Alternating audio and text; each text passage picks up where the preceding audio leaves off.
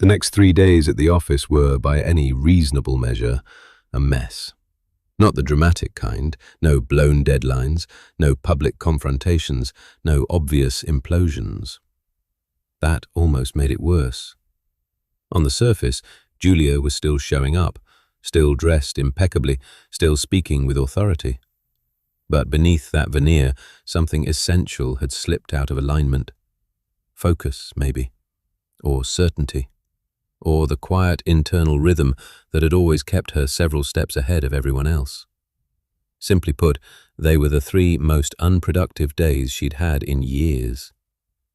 On Wednesday morning, she was prepping a client for cross-examination in a smaller, unrelated case, routine work she could usually do on autopilot.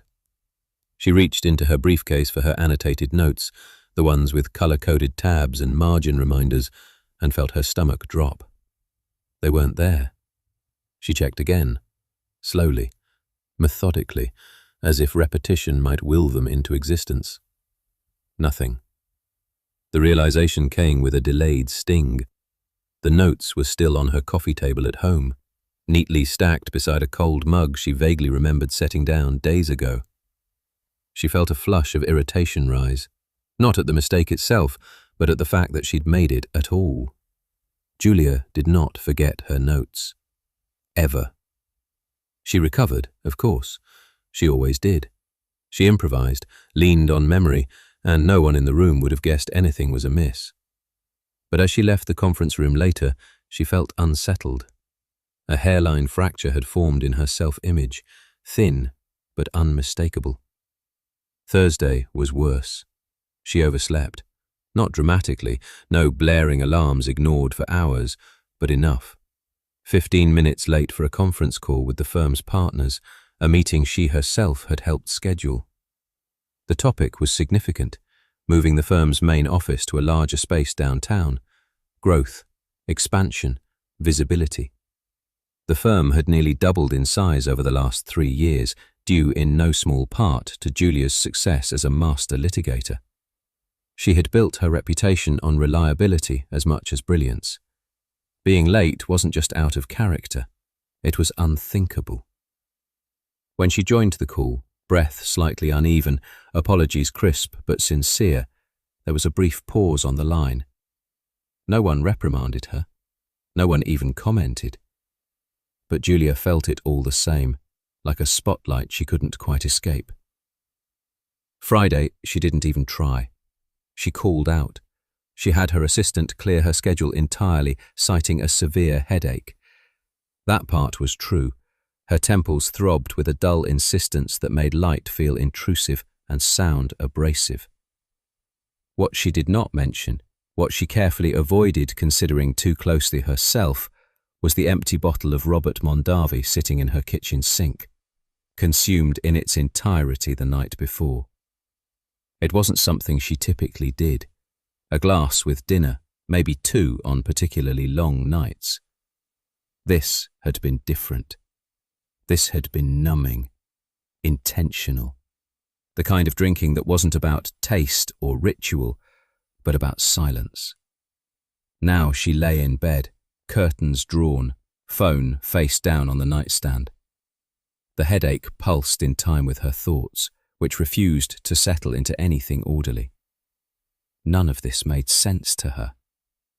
Julia did not unravel over small interactions. She had faced down hostile witnesses, aggressive opposing counsel, entire courtrooms primed to doubt her. She had lost cases before, real losses, with consequences far more tangible than wounded pride, and she had absorbed them, learned, moved on. So why couldn't she shake this? Lying there, staring at the faint crack in the ceiling she'd never bothered to fix, she tried to rationalize her current state of affairs. She approached it the only way she knew how, analytically. On what grounds did Brian become an authority figure in my life?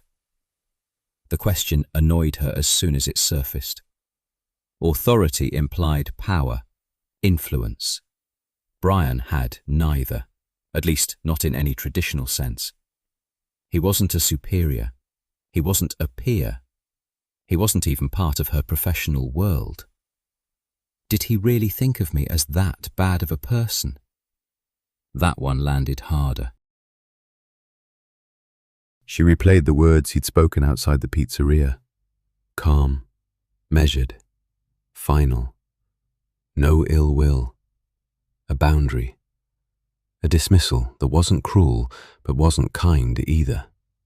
Just firm. Is it possible that he's not even thinking about me at all? That thought made her chest tighten in a way she didn't appreciate. Because it was plausible. Worse, it was likely. People like Brian moved on. They didn't ruminate. They didn't replay conversations in their heads days later, dissecting tone and intent.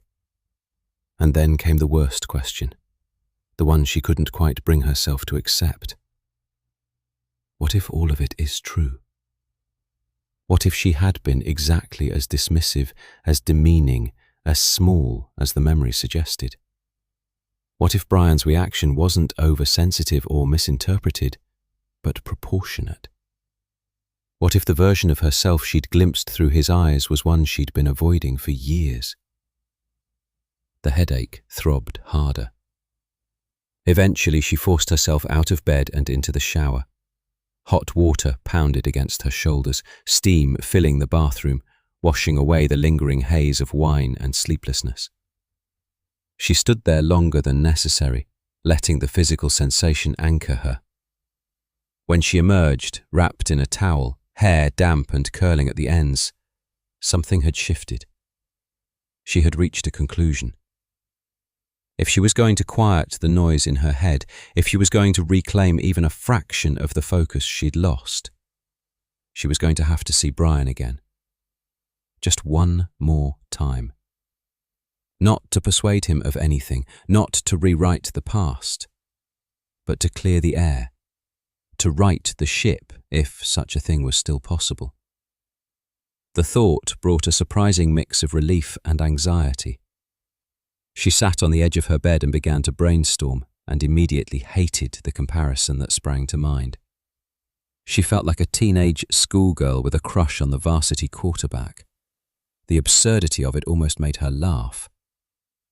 He quit his job as my driver, she thought. He asked me not to come back to his other job, all in an effort to not have to see me. The implications were not subtle. Have I eliminated all of my options? She ran through them anyway. Showing up at the car service again, unacceptable and futile.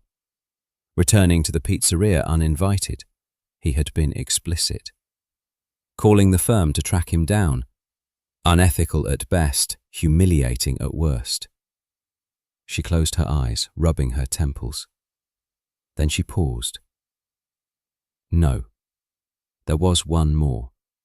Not an ideal choice, not elegant, but it existed. I can order a pizza.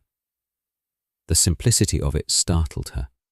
It slipped past her defences before she could dismiss it. A delivery, ordinary, anonymous. He wouldn't know it was her. He didn't know where she lived. He'd assume it was just like any other order. She stood and paced the length of her bedroom, the idea taking shape, refining itself. I'll place the order under a pseudonym. J. Plain, unremarkable, even a little conspicuous in its effort to be anonymous. She imagined it, the knock at the door, the brief exchange, the moment of recognition. She'd only need a couple of minutes, just enough time to say what she hadn't said properly before, to apologize without conditions, to leave nothing unsaid. That'll open the door one final time, she told herself, giving me the opportunity to finally make this right.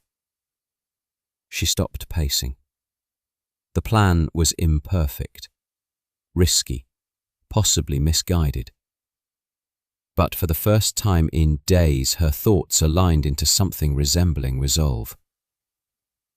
Julia reached for her phone and called Little Sicily's restaurant.